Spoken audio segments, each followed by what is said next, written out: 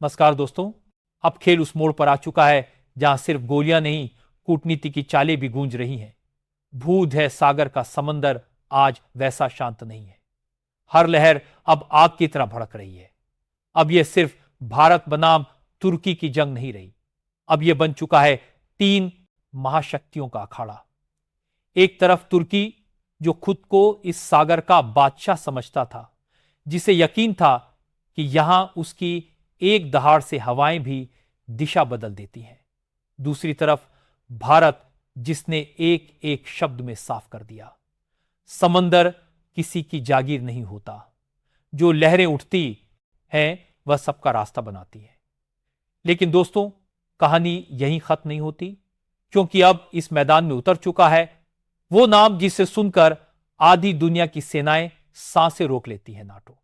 न जी हां, वही सैन्य गठबंधन जो जब भी किसी युद्ध में उतरता है तो नक्शे के रंग बदलने लगते हैं।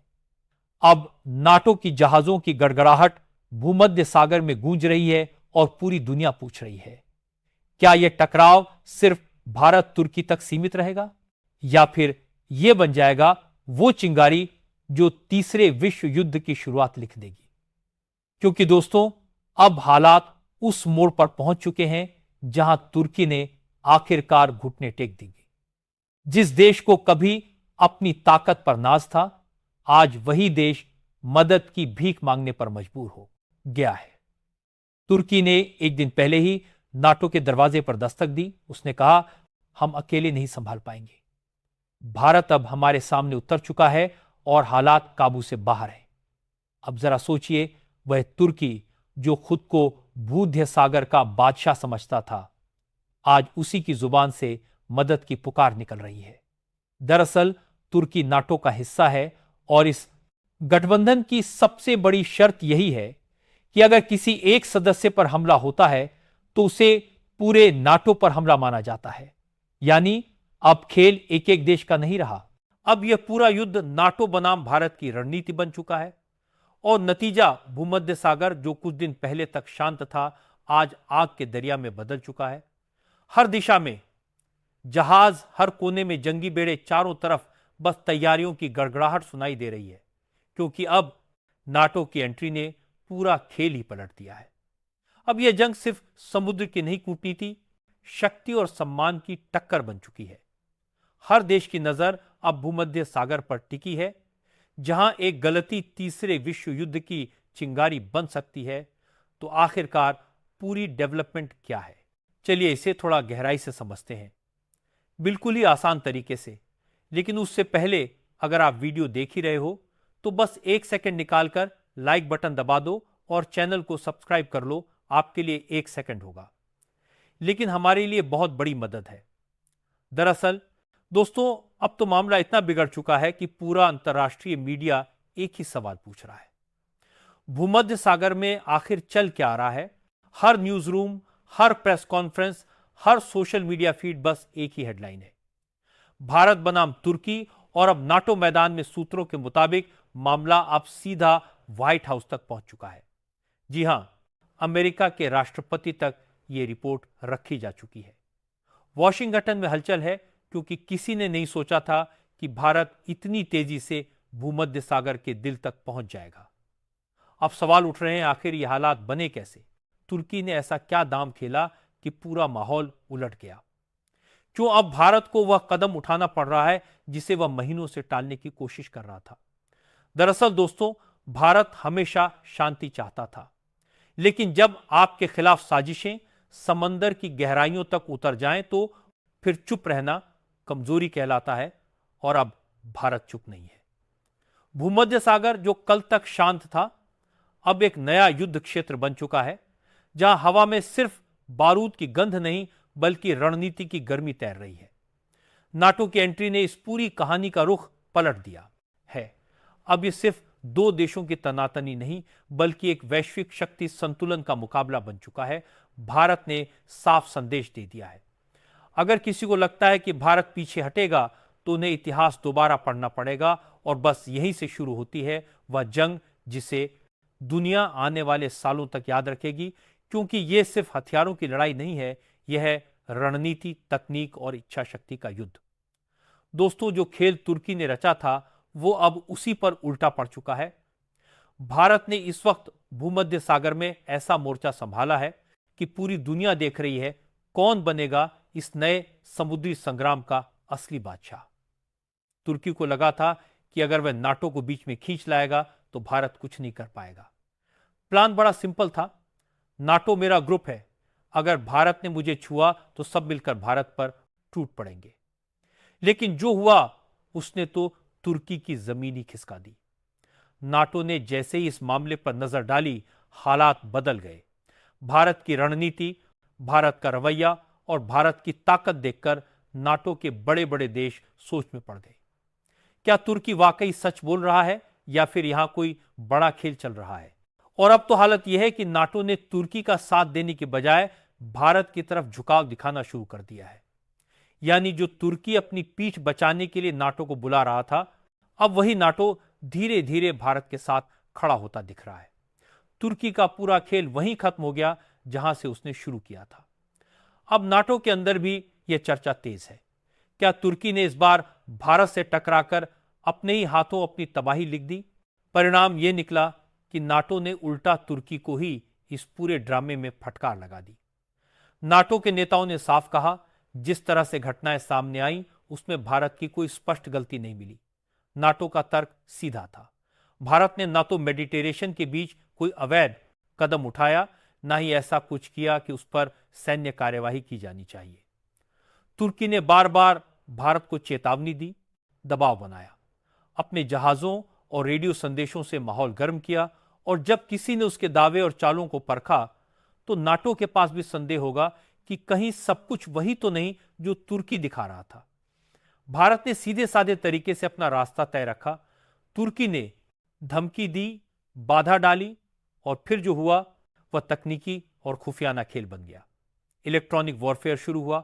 तुर्की के कम्युनिकेशन चैनल पहले बाधित हुए, फिर उसके ड्रोन नियंत्रण में व्यवधान आया, कुछ यूएवी हाइवा की तरह लटकते नजर आए, उड़ान टूट गई, कमान कट गई।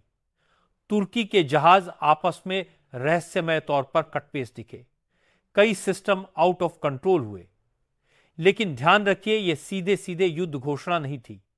भारत ने फिजिकल अटैक नहीं किया, उसने सर्जिकल तकनीकी दबाव से तुर्की की क्षमताओं को जाम किया और उसकी सप्लाई लाइन पर चोट की।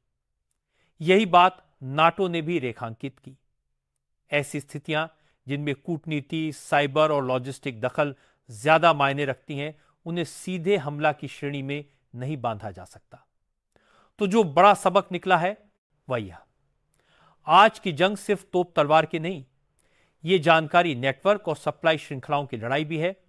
और इस बार भारत ने वही खेल जीतकर दिखाया।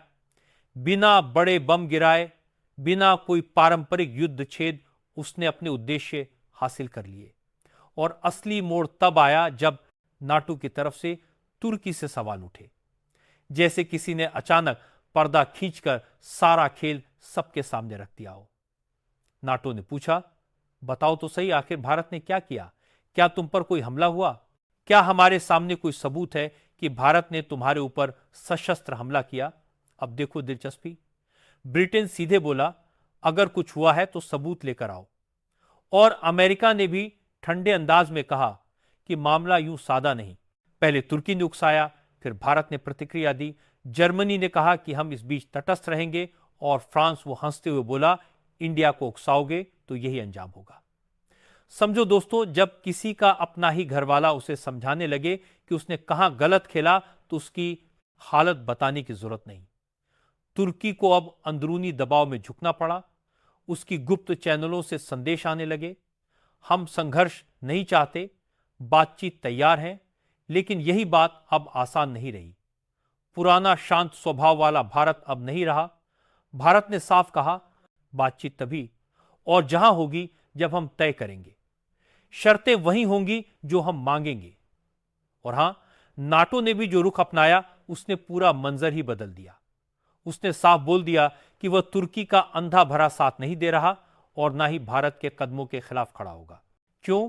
क्योंकि भारत ने कोई अंतर्राष्ट्रीय कानून तोड़ा ही नहीं, उसने उसे बनाए रखा। असल बात यह है, समुद्र के मार्गों पर किसी देश का मालिकाना नहीं होता। भूमध्य हो या लाल सागर, इंडियन ओशियन हो या कोई भी ग्लोबल शिपिंग लेन, ये सब अंतर्राष्ट्रीय मार्ग हैं जिन पर हर राष्ट्र का प्रयोग बराबर का अधिकार है। अगर कोई देश इन पानी के रास्तों पर एक तरफा हक जताने की कोशिश करता है तो वह अंतर्राष्ट्रीय नियमों के खिलाफ जाता है।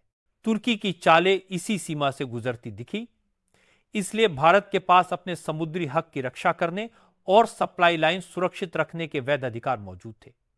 यही वजह है कि नाटो ने कहा इस मसले में सीधे किसी पर युद्ध उपचार करना सही नहीं, क्योंकि कहानी की असली परतें साइबर लॉजिस्टिक्स और कूटनीति से जुड़ी थी और इन मोर्चों पर भारत ने अपना कदम सही तरीके से उठाया। दरअसल दोस्तों, असली मसला तुर्की के उस खतरनाक खेल से शुरू हुआ जो उसने भूमध्य सागर के बीचों बीच खेला था। तुर्की अपने नए नेवल बेस को उस जगह बना रहा था जो उसकी तय समुद्री सीमा से कई 100 नॉटिकल माइल बाहर थी, यानी वह इलाका पूरी तरह इंटरनेशनल वाटर जोन था और यहीं उसने गलती कर दी। भारत के रास्ते को ब्लॉक करने की कोशिश तुर्की ने की थी, जबकि उस पर उसका कोई हक ही नहीं था। अगर आपको याद हो, जब भारत का आईएस त्रिकंड अपनी स्ट्राइक यूनिट्स के साथ भूमध्य सागर में आगे बढ़ रहा था, तभी तुर्की ने रेडियो चैनल पर धमकी दी थी कि अगर जहाज पीछे नहीं हटे तो नतीजे भुगतने होंगे। वही पल था जब तुर्की ने खुद को कानून के घेरे में फंसा लिया था।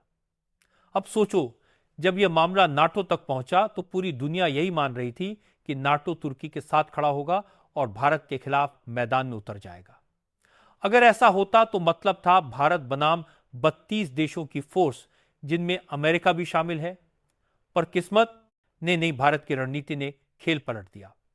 भारत ने हथियार नहीं चलाए, लेकिन तुर्की को ऐसे घाव दिए जो किसी रडार पर दिखाई भी नहीं देते। भारत ने उसकी कम्युनिकेशन लाइनें काट दी, उसके ड्रोन नेटवर्क को फ्रीज ऑन कर दिया और सबसे बड़ी बात, उसकी सप्लाई चेन को साइलेंट तरीके से ठप कर दिया। ना धमाका, ना मिसाइल, बस सिस्टम बैठ गया। और जब नाटो ने जांच की तो पाया कि भारत ने एक भी अंतर्राष्ट्रीय नियम नहीं तोड़ा था। यही वजह थी कि पूरी नाटो कम्युनिटी ने अब साफ कह दिया, भारत ने वही किया जो हर देश को अपने हितों की रक्षा में करना चाहिए। अब तुर्की की हालत ऐसी है जैसे शतरंज का वह खिलाड़ी जिसने सोचा था कि अगला मूव जीत का होगा, पर उसी चाल में खुद मात खा गया। आज वही तुर्की नाटो से शिकायत कर रहा है, लेकिन जवाब में सिर्फ एक ठंडी चुप्पी है। और दोस्तों, जैसे ये खबर दुनिया के सामने आई, तुर्की का सब्र का बांध टूट गया। अंकारा की गलियों से लेकर राष्ट्रपति के दफ्तर तक एक ही चीख गूंज उठी, हमारे साथ धोखा हुआ है। तुर्की को यकीन ही नहीं हो रहा था कि नाटो, जिसका वह दशकों से सदस्य है, उसी नाटो ने अब उसे अकेला छोड़ दिया है। वह समझ नहीं पा रहा था कि आखिर क्यों भारत के खिलाफ पूरी ताकत झोंकने के बजाय नाटो अब खामोश क्यों है। अब तुर्की का गुस्सा बेबसी में बदल चुका है। वह नाटो पर सवाल उठा रहा है और अमेरिका के दरवाजे पर सिर झुकाकर मदद की भीख मांग रहा है। तुर्की को लग रहा है कि अगर कोई अब उसे इस डूबती साख से बचा सकता है तो वह सिर्फ अमेरिका है। दरअसल अमेरिका और भारत के बीच पहले से ही एक आर्थिक खींचतान चल रही है। ट्रंप प्रशासन भारत के बढ़ते प्रभाव से पहले ही बेचैन है। तुर्की इसी दरार का फायदा उठाने की कोशिश कर रहा है। वह चाहता है कि अमेरिका भारत से भिड़ जाए और वह इस जंग में अपनी खोई इज्जत वापस पा ले। तुर्की ने अपने शीर्ष अधिकारियों को सीधे वॉशिंगटन डीसी भेज दिया है। मकसद साफ है, अमेरिकी राष्ट्रपति और डिफेंस सेक्रेटरी से मुलाकात कर भूमध्य सागर में अमेरिकी सेना की एंट्री करवाना। तुर्की चाहता है कि फिर से वही पुरानी दादागिरी लौट आए। लेकिन दोस्तों, सच्चाई यह है, अब भूमध्य सागर किसी की बपौती नहीं रहा। यह वह रास्ता है जहां से पूरी दुनिया का व्यापार गुजरता है, अमेरिका का भी, यूरोप का भी और एशिया का भी। यहां कोई भी देश अगर अपने झंडे के धौंस जमाने की कोशिश करेगा तो पूरी दुनिया उसके खिलाफ खड़ी हो जाएगी। अब तुर्की के पास बचा ही क्या है? नाटो ने मुंह मोड़ लिया, अमेरिका ने अब तक जवाब नहीं दिया और भारत हर फ्रंट पर आगे निकल चुका है। हताशा में डूबा तुर्की अब नाटो के भीतर ही विद्रोह की बातें कर रहा है। वो कह रहा है कि अगर नाटो में हमारे साथ इंसाफ नहीं हुआ तो हम अपनी सदस्यता वापस ले लेंगे। लेकिन सवाल यह है दोस्तों, क्या सच में तुर्की में अब वो ताकत बची है कि वह नाटो जैसे गठबंधन से बाहर जाकर खुद को जिंदा रख सके, या फिर भारत ने उसे उस मोड़ पर ला खड़ा किया है जहां अब वापसी का रास्ता ही नहीं बचा। इसके अलावा दोस्तों, अब इस कहानी में एक और नया मोड़ आया है, क्योंकि तुर्की खुलकर यूनाइटेड नेशन के मैदान में कूद चुका है। जी हां, वही तुर्की जो मौका मिलते ही भारत के खिलाफ बोलने से पीछे नहीं हटता। इस बार उसने बाकायदा 18 देशों का एक संगठन खड़ा कर दिया है और इनमें से करीब 12 देश मुस्लिम नेशन है। तुर्की का दावा है कि भारत को यूएन की स्थायी सदस्यता कभी नहीं मिलनी चाहिए। क्यों? क्योंकि अगर भारत स्थायी सदस्य बन गया तो गल्फ देशों के लिए वह खतरा बन जाएगा। तुर्की की सोच साफ है, वह भारत को एक हिंदू राष्ट्र मानता है और इसीलिए हर बार भारत की राह रोकने की कोशिश करता है। लेकिन असली ट्विस्ट यही है, तुर्की की इस चाल में अब कोई उसका साथ देने को तैयार नहीं है। सऊदी अरब, इराक, ईरान जैसे बड़े देश भी अब उससे दूरी बना रहे हैं। उनका कहना है अगर तुर्की भारत से भिड़ना चाहता है तो वह उसकी अपनी लड़ाई है, हम बीच में नहीं पड़ेंगे। उधर भारत के साथ इजराइल पहले से कंधा मिलाकर खड़ा है। रूस ने भी साफ शब्दों में कह दिया है अगर तुर्की ने हद पार की तो रूस के युद्धपोत सीधे भूमध्य सागर में उतरेंगे। खबर तो यह भी है कि रूस अपना सबसे घातक फाइटर जेट AS57 वहां भेजने की तैयारी कर रहा है। अब सोचिए, अगर भारत, रूस और इजराइल एक साथ आ जाएं तो तुर्की के पास बचने का रास्ता क्या होगा। हालांकि अभी यह सब बातें डिप्लोमेटिक सर्कल तक सीमित हैं, लेकिन अगर हालात बिगड़े तो खेल पलटते देर नहीं लगेगी। तो अब सवाल आपसे, क्या भारत को अपने कदम पीछे खींच लेने चाहिए या फिर तुर्की को उसके ही अंदाज में जवाब देना चाहिए? अपनी राय कमेंट में जरूर बताइए, क्योंकि यह मामला अब सिर्फ राजनीति नहीं बल्कि भारत की प्रतिष्ठा का है। और दोस्तों, ये थी आज की बड़ी खबर जो काफी रिसर्च और मेहनत के बाद हमने आपके सामने रखी है। तो अगर आप हमारी मेहनत को सपोर्ट करना चाहो तो वीडियो को लाइक और चैनल को सब्सक्राइब करके अपने दोस्तों से शेयर कर दें ताकि उन्हें भी यह जानकारी मिल सके। जय श्री राम।